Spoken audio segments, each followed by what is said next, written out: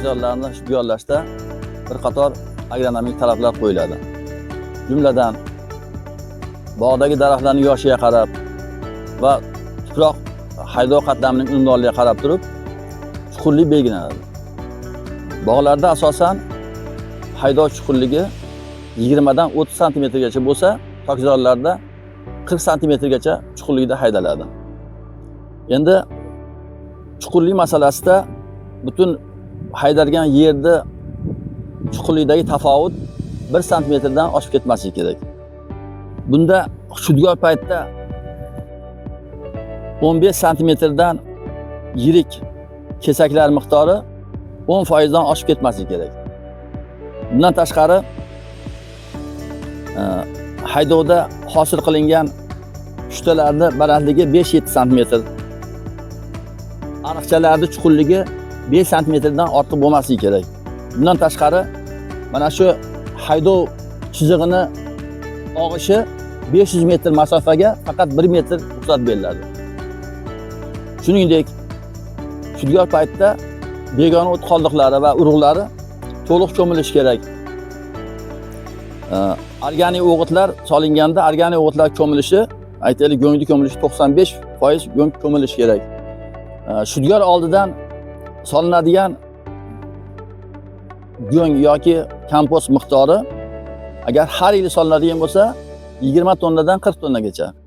Agar 2 yilda bir marta mo'ljallab solinadigan bo'lsa 40 tonnadan 60 tonnagacha miqdorda go'ng yoki kompost shudgor oldidan solinishi kerak.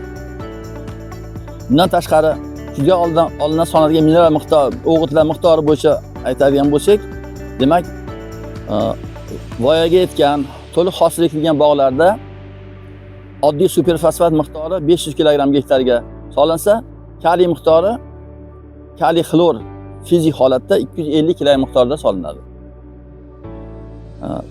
Mana shu shudgorlashda agronomik talablar to'liq bajariladigan bo'lsa, demak keyingi yil hosili uchun qulay sharoit yaratiladi.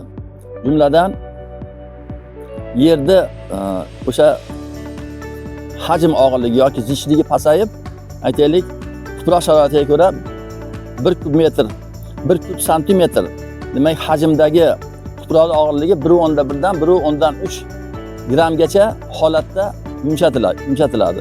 Endi agar shudgor sifatsiz bo'lib, uni tuproqning zichligi, aytaylik, og'ir tuproqlarda 1.4, 1.5, 1.6 yoki 1.7 gacha og'irlashib ketadigan bo'lsa, demak bu narsa kelgusi hosilga salbiy ta'sir ko'rsatadi.